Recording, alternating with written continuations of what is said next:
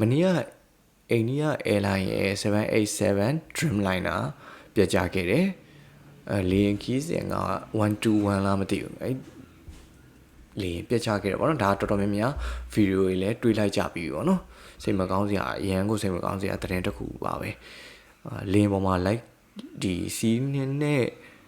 ခီးတယ်တွေရောဝင်လေယာဉ်အမှုတန်းတွေရောအားလုံးနှီးပါးတည်ဆုံးခဲ့တယ်တယောက်ပဲဒီလွတ်မြောက်ခဲ့တယ်ပေါ့နော်ဒေချင်းကတော့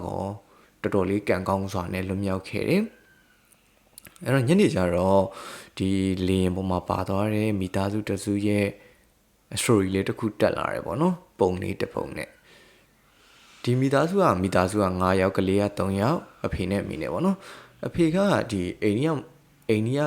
ယနိုင်ငံသားပေါ့နော်သူအင်္ဂလန်မှာသွားပြီးအလုပ်လုပ်တယ် software engineering ဘိုင်းနဲ့သွားပြီးအလုပ်လုပ်တယ်6နှစ်လောက်ရှိပြီသူအလုပ်လုပ်နေတာပေါ့နော်သူတို့ရဲ့ plan က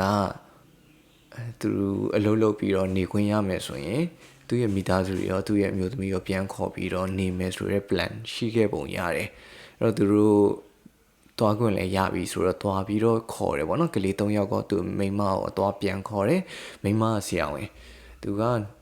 မိန်းမကဒီလေယာဉ်မတက်ခင်ပေါ့နော်လေယာဉ်မစီးရမနေ့ကလွန်ခဲ့တဲ့2ရက်လောက်ကသူအလုပ်ထွက်တယ်အကုန်လုံးနှုတ်ဆက်စကားပြောတယ်ပေါ့နော်ပြောပြီးတော့သူတို့လေယာဉ်ပေါ်ရောက်တော့လေ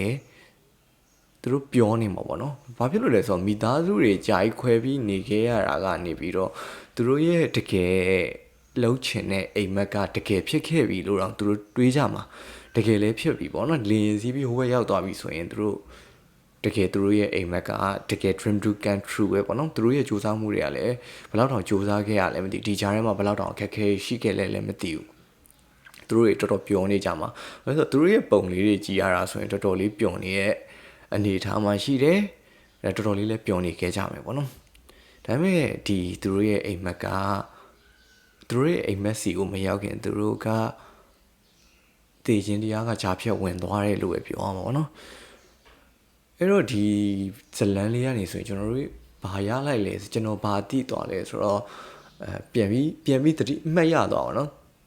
တည်ခြင်းတရားငါတို့ရဲ့လက်တကမ်းမှာရှိနေတယ်ပေါ့နော်အဲ့တော့ကျွန်တော်တို့က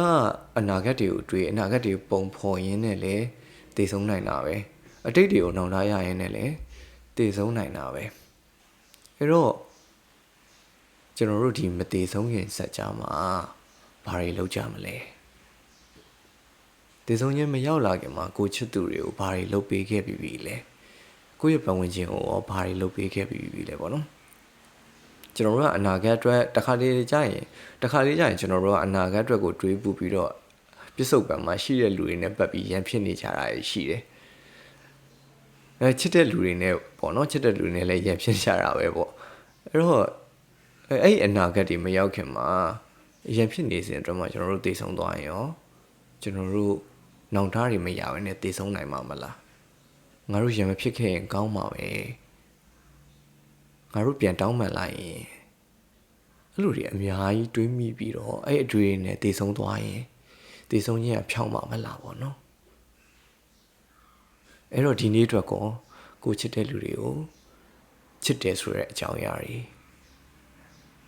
ပြောခဲ့ပြီးပြီလားပြောပြီးပြီလားဘာဖြစ်လို့လဲဆိုတော့တည်ဆုံးခြင်းကဒီနေ့လည်းရောက်နိုင်တာပဲပေါ့နော်အဲ့တော့ဒီနေ့အတွက်အခုချိန်အတွက်ပေါ့နော်ရန်ဖြစ်ထားရရဲ့ရှင်ပြန်တောင်းပန်ကြပြီးတော့ချစ်တဲ့ကြောင်တွေပြောကြပါပေါ့ဘာဖြစ်လို့လဲဆိုတော့တည်ဆုံးခြင်းကအချိန်ကြီးရောက်လာနိုင်တယ်ကိုဗစ်ကာလတွေမှာလည်းကြုံပြီးပြီစစ်ဘေးကာလတွေလည်းကျွန်တော်တို့ဖြတ်တန်းခဲ့ပြီးပြီဖြတ်တန်းနေရဆဲပဲပေါ့နော်ဒါတွေကတော့နောက်ငလင်တန်တွေလည်းခံပြီးပြီရေကြီးရဲ့တန်တွေလည်းခံပြီးပြီဒီကြားထဲမှာတည်ဆုံသွားတဲ့လူတွေကိုယ့်ရဲ့မိသားစုတွေခွဲခွာသွားတဲ့လူတွေအများကြီးပဲ